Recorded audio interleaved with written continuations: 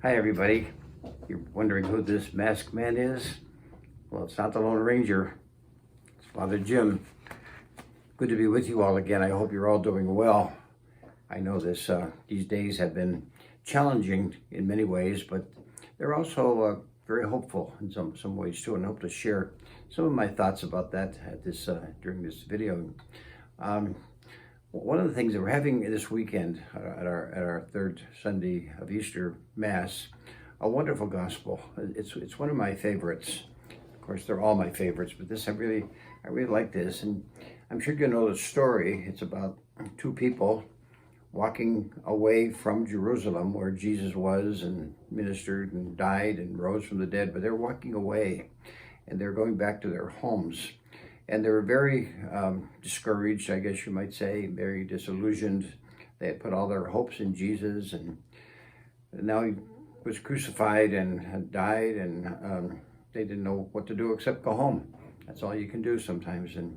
And the strange part is, someone joins them walking, a third person, and it turns out that it's Jesus, but they didn't recognize him. And one day I thought about that while I was doing this at a funeral. I thought, well, why didn't they recognize him? They were together for three years, and they would know him very well, and yet he's walking with them, and they didn't recognize him. So what was the reason for that? Sometimes I think when we're in times of down times, when we're discouraged or depressed or angry or sad or frustrated or whatever it might be, we do ask the question, where is Jesus in all this? I've had people ask me that. Sometimes I ask myself that. And in the midst of all that negativity, we do forget that Jesus is walking with us. And we have to kind of remember that. So I think that's the great message. But then, as you know, the story goes on, and they begin to ask him to come into their home for the night, because it's getting to be evening. And they still don't seem to recognize him, although they were told by some people that we think he rose from the dead.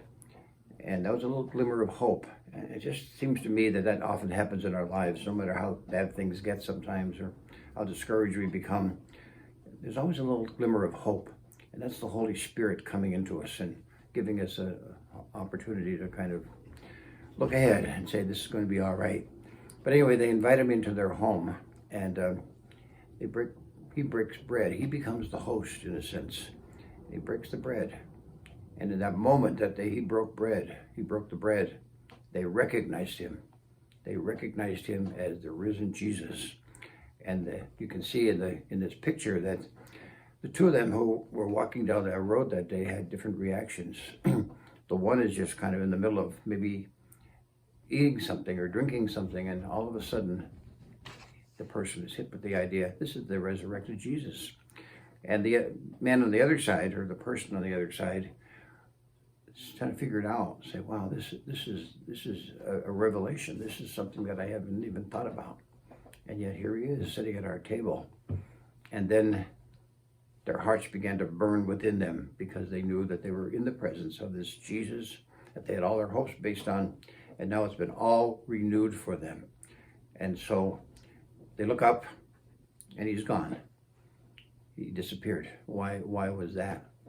Well, I believe very, very sincerely, but maybe before we even talk about that, if you look at this picture that you're going to be seeing, if you notice that Jesus' two hands, the one hand, which would be on his left, I guess, seems to blend in with the bread. You don't even see the distinction of the hands themselves. And it reminds us that the bread that we receive at Eucharist and the Mass, Jesus has become a part of that. And he's become his very body, his very presence. But then he disappeared from their sight. And I think what it means is that we have to go and tell the world about this resurrected Jesus. It's now up to us. We have to be Jesus. And if you notice the scene that we're looking at or looked at, it's right in their home. It's not in the temple in Jerusalem. It's right in their home, which reminds us that we have to find ways to be Jesus in our own homes, in our own lives. Certainly we can come to church and hopefully find that, but it could be right in our own home. And I've been talking to a lot of people lately. People have been calling me because they said, we're climbing the walls. It's getting harder and harder. But one parishioner told me just yesterday. She said, I have lots of time on my hands, and but what I've been doing was reaching out to people in the parish, people in various ministries, but also she happens to be a sister of Mercy, and she's saying some of my sisters that I've known for years and are friends of mine, but I just didn't ever take time to call them. And I've been doing that. And she was talking about the reaction the people had to that it had so much. She was being Jesus, a Eucharistic Jesus in her home, by reaching out to people that sometimes we just don't take the time to reach out to because we're so busy. And this time gives us an opportunity to do that. So she's really making Jesus present in her home to her friends. And we also have another wonderful thing that's been going on around here. The youth group, under the direction of Sandy Repack, our youth minister, and she is doing what so many are doing these days, thinking about all the people we never think about, all the people we kind of just assume they're going to be there and give us what we need and serve us and so forth, but we never actually stop to think about them. And so she's been in this ministry of providing pizza for different groups. And of course the pizza is wonderful. I mean, I never get enough pizza, but it's more than the pizza. It's just the acknowledgement that we think you are important. We love you. We appreciate what you're doing. We appreciate the fact that you're taking care of our needs every single day. But never before have we stopped to really make an acknowledgement of it. So she has, I'm going to show you pictures of some of the groups. Just recently, she reached out to the Nanticoke ambulance, these men and women who, are there, and we don't often think about it. But if we have a need, if we need an ambulance to come to our home for ourselves or for one of our loved ones, they are there. They are there any time of the day or night. So we want them to know how much we appreciate them, to be Jesus for them, to acknowledge their great work, their great ministry to the people. She also reached out to the people who are on the street department of Nanticoke and brought them lunch, more pizza.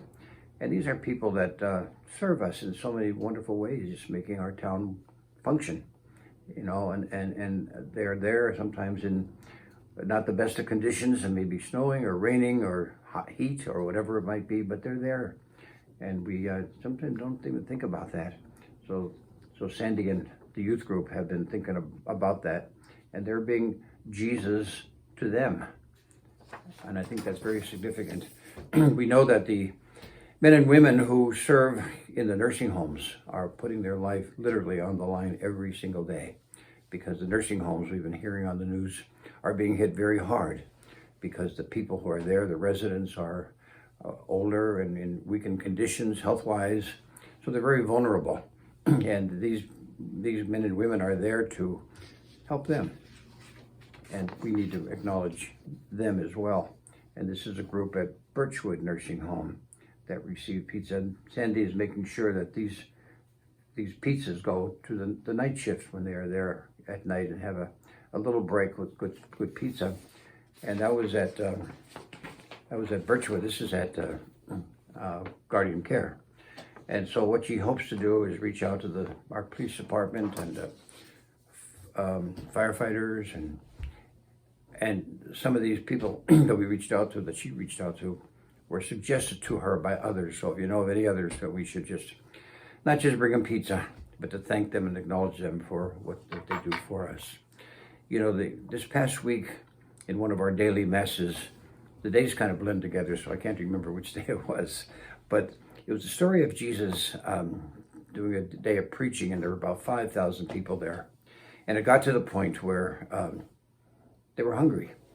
And they said, we're going to get food and can't go down to the Burger King. No Burger King yet. So different ones had ideas, and they said, somebody said, there's a little boy out there, and he has some fish, and he has little loaves of bread. Not much, but he has it. Let's go over and ask him if he would give that to us. And they went over, and he did. and they gave that very small gift to Jesus. And Jesus was able to make a miracle out of that. And I think that's what we're talking about here today. You know, we're having, these are small gifts in a way, a couple pizza pies, but the miracle is up to Jesus. And I know that Sandy received so many calls of gratitude for what she and the youth group have done. And I think that's the great thing we can do, just kind of give whatever we have, whatever gift we have, maybe a gift of time or some kind of a talent that we can just give to build up the body of Christ and to make Jesus present to us. So we have much to be thankful for, and I'm not in any way, please don't hear me say this, dismissing the great grief that many people are experiencing. Almost 50,000 people in this country have died, and those 50,000 have families and they're all grieving. Or the fact that children are home from school. I sympathize with our seniors of high school and college who these great moments that they look forward to for so many years has now been put to the side burner for a while until we figure out what can be done for them. I think about our couples right from this parish who had May weddings planned and all the arrangements made, and they had to postpone to another time. And even the future of the time is uncertain. We've had several baptisms scheduled, and they are unable to be held. We've had some funerals, and all we could do was meet them at the cemetery and have a committal service.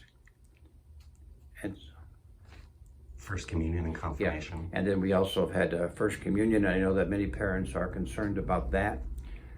We'd like to give them a date and say this is when we will be celebrating it, but we don't know how long this will last. And we also have a confirmation class, 20 some 8th graders who are preparing to be confirmed on Pentecost Sunday. And that has been, again, has to be postponed to a time we don't know. I'm sure many of you remember our seminarian, Sean Simchak, who, along with his 2 classmates, are scheduled to be ordained to the priesthood in June, and we're not sure when that's going to take place now.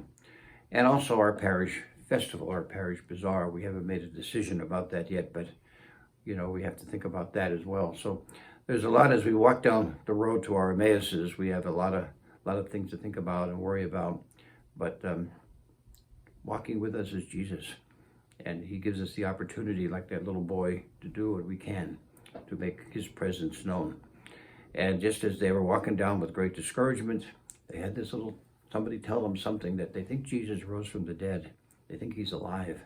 So we too have to look for those moments of hope, which will come, will absolutely come.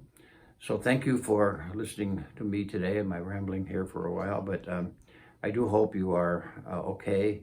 If the parish can do anything for you, please don't hesitate to call.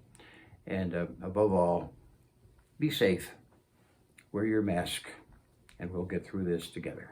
God bless.